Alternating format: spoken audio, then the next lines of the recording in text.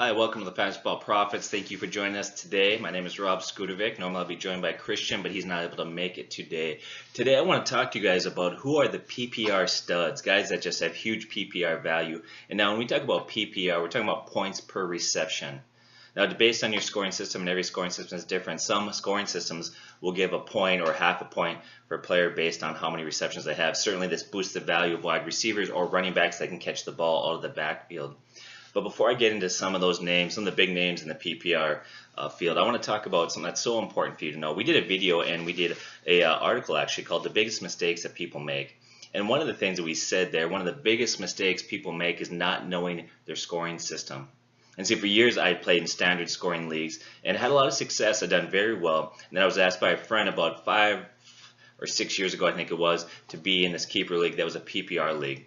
And so I did my typical studying. I didn't put a lot of emphasis on understanding the PPR league. I thought, well, okay, I understand it. You get point per reception, so I'll boost a little bit of value for those guys. But I really didn't look into just how that impacted the draft. So the first 2 years or 2.5 years, my team was okay. I was about average.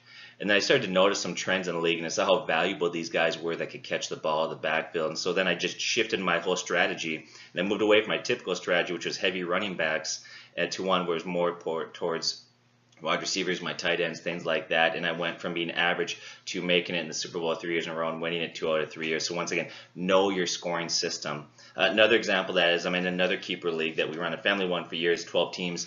And in this one, you have to start 3 wideouts. And a wideout can be any combination of wide receiver, tight end. It doesn't matter. You can have 2 wideouts, tight end, 2 tight ends, a wideout, no tight ends. It doesn't matter.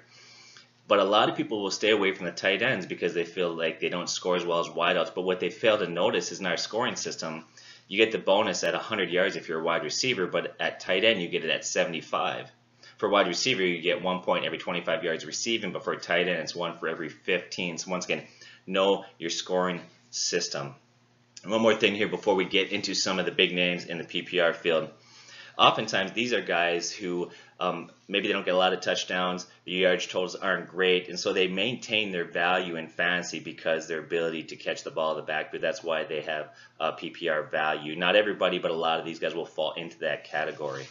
So let's get going here. The first guy that I want to talk about today is Jarvis Landry. This guy, he's a quality wide receiver. I think we all know that, but he has a lot more value in PPR leagues. In fact, the last 3 years, if you look at his averages, he's averaged 94 receptions his first 3 years in the league, and that's excellent.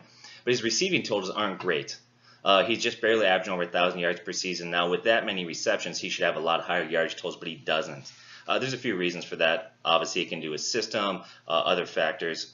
One of the things that people have often felt is he lacks a lot of long-term value because he doesn't get great yardage totals and because he doesn't get a lot of touchdowns. Now, the one thing that he's done is to try to increase his yards after catch, to try to increase his yardage totals. He's been working on his speed in the offseason. We're actually starting to see that come to fruition in the last few years. In fact, his yards per catch go from 9.0 to 10.5, and last year was 12.1. So we're seeing an increase. So his yardage totals are getting better. But I still think here's a player where his value is in his PPR league. In fact, last year in our PPR league, he was around 15 in terms of the wide receiver scoring. He was around top 15. But in our standard leagues, he was around top 30. So you see that huge increase in terms of PPR as far as where he's at. Now you look at his 94 catches, which is very good. But a lot of people don't realize that Odell Beckham was considered one of the top wide receivers in the league. His average 96, so that only puts him 2 behind Odell Beckham. Jarvis Landry has huge PPR value. This is a guy who's a PPR stud. That takes us to our next guy, Danny Woodhead.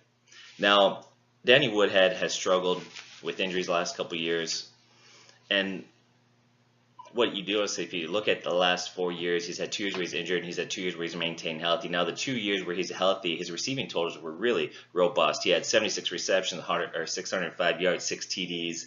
Then he had 80 receptions, 755 yards, and 6 TDs. So here's a guy that when he's healthy has huge PPR value.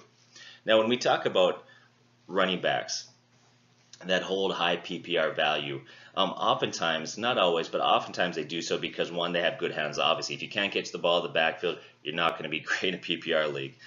2, oftentimes they understand pass protection, blitz pickups, blocking, checkdowns, etc. So they've learned that part of the passing game, so that gives them value. But oftentimes, once again, not always, but oftentimes, it's because these backs are smaller backs who maybe can't run effectively between the tackles or can't take the long-term punishment of running between the tackles. And so they're kind of reduced to passing situations, third down backs. And I think Danny Woodhead kind of falls into that. They've used him in the running game, but he's a smaller back at 5'8", 205 pounds. So once again, probably part of the reason why he hasn't been able to stay healthy per se. But this year, I think he has a lot of value, and maybe even beyond PPR, because he's playing for Baltimore. Dixon's hurt and he was suspended, so he's a non-factor this year. And they don't really have that predominant stud or running back. And so I think Danny Woodhead's going to have a huge year as long as he can stay healthy. The one concern I have for him is he's not young at this point. He's getting quite a bit older. So on to my next guy who's a PPR stud. Golden Tate of the Detroit Lions. Now his last 3 years since he went from Seattle to Detroit, he's averaged 63 receptions per year and 1,074 yards. He's another one very much like Jarvis Landry. Doesn't have great yardage totals, doesn't have great TD totals, but his receptions are huge. And so once again, I'm not a big fan of his in standard leagues, but I certainly would start him in a PPR league. Once again, Golden Tate of Detroit is a guy who is really a PPR stud. That's what kind of gives him his value. Now, the next guy let's stay with the Lions theme here and look at Theo Riddick. Theo Riddick is another one, smaller back, and he's had a hard time staying healthy, but when he's on the field, this guy can catch the ball with the best of them. In fact, the last 2 years, his receiving totals, he's averaged 5 catches per game for 133 receptions, 1,068 yards, and 8 TDs.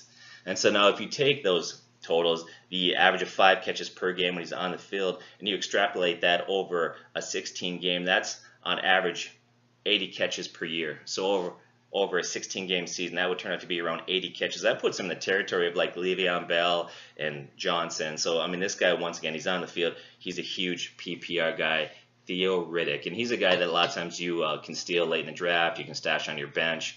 I probably wouldn't start him every week. Hopefully you've got better options than him. But definitely he's a guy that, in the right situation, he brings huge PPR value. Now we'll move on to our next guy now. So now here's a guy that has a rare mix. David Johnson, running back for Arizona. He can do it all. He's not just a PPR guy. He's not just a smaller back that can catch the ball in the backfield. He's big enough to be the goal line back. In fact, we saw that last year with his 20 TDs. He comes at 224 pounds. This is a big guy. Now, his rookie year, he seemed to show a lot of promise in terms of the passing game. He caught the ball in the backfield. He seemed to bring that mix. Well, last year showed that that wasn't a fluke. He brought it huge in terms of catches. He had 80 receptions, almost 900 yards, 4 TDs. This guy is a complete package, and he's a PPR stud. And so if you're in a keeper league in particular, like I'm in a keeper league where I really moved up and I got Le'Veon Bell, because it's really hard to find a running back that is a perfect balance of both. He can run the ball really well. He can catch the ball in the backfield. They're very difficult to find. And David Johnson is one of those guys that's not just a good back, but he's got huge PPR value. To our next guy, Le'Veon Bell. Le'Veon Bell, in my estimation, okay, for what it's worth, is probably the most complete back of this generation. Okay, and just like Johnson that we just talked about, he's not small, he's 225 pounds. And so he's not just a PPR small guy that's catching the ball. He can run the ball great. In fact, the last 3 years he's been a beast running the ball. His yards per carry have been 4.7, 4.9, and 4.9. So he's a guy that can just do it all. He can catch the ball in the backfield. He can run the ball effectively. This guy is a stud. Once again, I think probably the best running back of this generation right now that we are seeing. We'll see about some of these young ones, Ezekiel Elliott, if he can stay out of trouble. But right now, Le'Veon Bell is the best back in the league. Is there downside of Le'Veon Bell? Well, if there's some downside, I would say, one, he's missed a lot of games because of suspension and injuries. Okay, and so that kind of sets him back a little bit. We still have yet to see over a 16-game season kind of what he could do. Hopefully he'll stay healthy. Hopefully he'll stay out of trouble. And then another knock on him is he's got lower TD totals. At least that's what would appear. He's only broke double-digit touchdowns one time in his career, but I think that's primarily due to the fact that he's missed games with injuries and suspensions. If you take his average touchdowns per game average and you once again multiply that over 16 games, it turns out to be about 11 touchdowns per year. So he's not bad, but he's not great. But once again, this guy is a stud. In fact, you look at his numbers. Last 3 years, he's averaged per season 86 receptions for 756 yards. That is amazing. Now you tack on his ability to run the ball. This guy is the complete package. In fact, I would say this. if you're drafting in a PPR league, Le'Veon Bell should be the #1 pick, hands down. He should just be off the board. He brings it all. This guy is amazing. Our next guy is someone that maybe some of you have not heard of, I don't know, but Duke Johnson of Cleveland. He's another guy that has huge PPR value. In fact, PPR value is probably what sustains him and gives him any fantasy relevance at all. But the last 2 years, he's averaged 57 receptions for 524 yards. Now, he's a guy what I call a situational play here. Once again, you got to find a good play for him.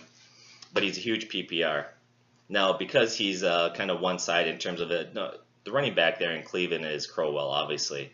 And so this is a guy that, once again, he can disappear from certain games. You have to have the right play. I love to play this guy against certain teams where I know they're going to have to pass the ball, play from behind. Like if Cleveland played New England, he'd be a great guy to put in there because you know they're going to fall behind. They're going to have to throw the ball, which gives Duke Johnson huge value. But once again, he's a sneaky pick, but he has huge PPR value. This guy catches the ball in the backfield very effectively.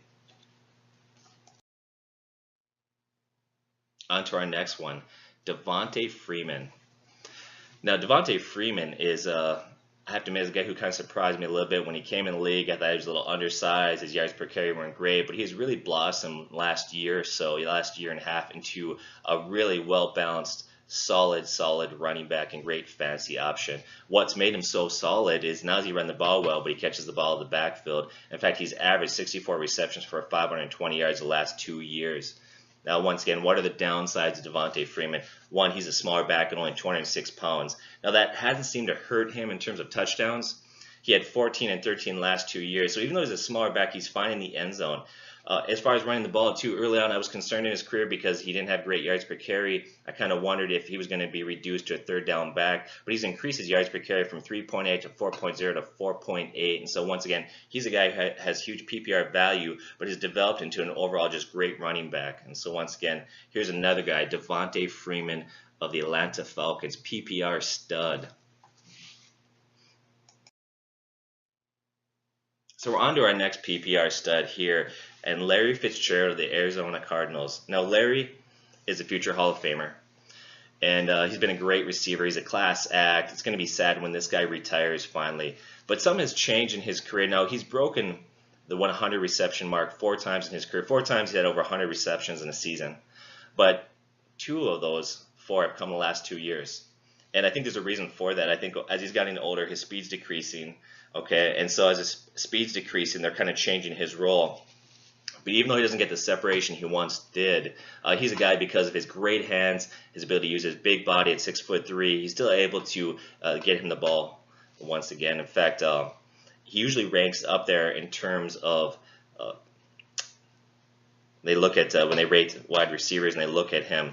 He usually ranks up there near his pass catch percentage, and he rarely drops the ball. If you look at his overall numbers, this is a guy who's solid. He's got great hands. And so last 2 years, he's had 107 receptions of 109. Once again, part of that's because of his decreased ability to get separation, decreased speed, but because of his great hands, his ability to run routes, know the game, and use his body, his reception numbers up. And I think Arizona's found a great way to use him in that system. Once again, Larry Fitzgerald, Hall of Famer, great wide receiver, but at the end of his career, his values become more in terms of PPR. Once again, in standard leagues, he doesn't break 100 yards a lot anymore. And so once again, I'm not a big fan of him in that terms, but once again, if you're in a PPR league, Larry Fitzgerald has huge value for you. Love this guy.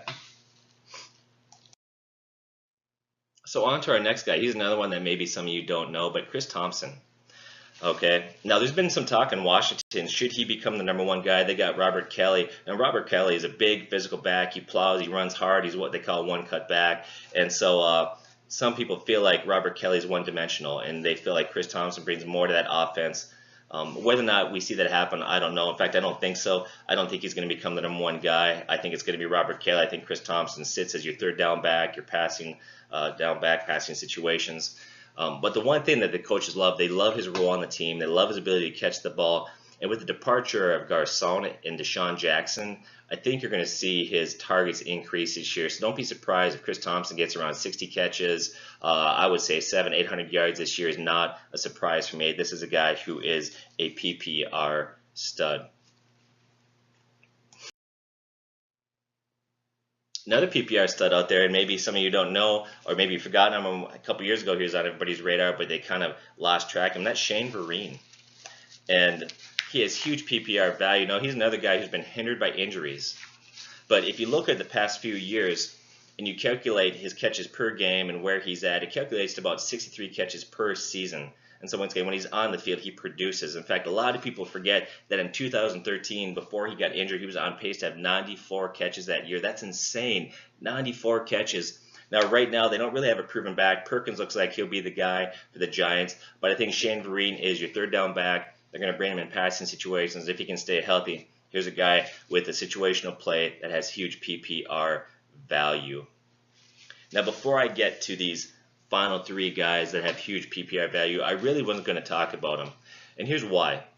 It's not that they don't have PPR value, they do. But these guys don't just simply have PPR value. These guys are just simply studs. It doesn't matter PPR, standard, it doesn't matter what your scoring system are. These guys are amazing players. And so I wasn't going to talk about them because I felt like their niche isn't necessarily PPR, but I thought I'd do them a disservice if I don't talk about just how amazing these guys are in terms of their PPR value. And here they are. Julio Jones. How can you talk about PPR and guys that catch the ball and not talk about Julio Jones? In fact, from 2013 to 2015, if you look at how many catches per game he had, and then if you calculate that over 16 games because he had some injuries, right, he was averaging 125 catches per season. Once again, if you calculate that out, what he was getting per game, 125 per season, that's phenomenal. Now, if there's downside to Julio Jones, and this is kind of surprising because he is a big body, he's tall, he doesn't have a lot of touchdowns. In fact, only one time in his career has he had double-digit touchdowns. And so once again, downside, he doesn't catch the ball. He doesn't get a lot of touchdowns. But once again, he makes up for that with his yardage totals and his PPR. Once again, this is a guy that just gobbles up catches left and right. Doesn't matter. You can double team, you can triple team him. Defenses know that the ball's coming his way, and he finds a way to get it. This guy is huge. This gets to another guy out there that has huge PPR value. But once again, he's just a stud in general. Odell Beckham. Love him, hate him. I don't know where your stance is on this guy. For me, he's a little bit dramatic, but I have to admit, I love watching the guy play. He's phenomenal. I have him in 2 keeper leagues. This guy is a stud, Odell Beckham. In fact, he's averaged 96 receptions the first 3 years he's been in the league. And what makes that amazing is that his rookie year, he missed 4 games because of injuries. He had hamstring injuries, so he didn't start till his 5th game of the season. And then his second year, he missed 1 game. And so if you look at that, he played all 16 games. He easily breaks 100 catches all 3 years like he did last year. Love him, hate him. This guy is a stud. In fact, if you take a look at his numbers and what he's done the first 3 years in the league, I can't remember last time a wide receiver did that. People talk about in terms of Odell Beckham, Julio Jones, and Antonio Brown in terms of those 3 being the top 3, right? But none of those guys, Julio Jones and Antonio Brown, started their career the way Odell Beckham was. This guy is amazing. He's a PPR stud. He's a wide receiver stud. This guy is phenomenal. And now that brings us to our final guy, our final PPR stud. And this is probably what we call the #1 guy of all of them in terms of PPR value. And that's Antonio Brown of Pittsburgh. He's a PPR king. From 2013 to 2016, he totaled 481 catches. That averaged out to 120 catches per season. This guy is a stud. What I don't understand when I watch this guy play is everybody knows he's going to get the ball, right? Everybody knows. He's not a big wide receiver, actually. He's kind of smaller.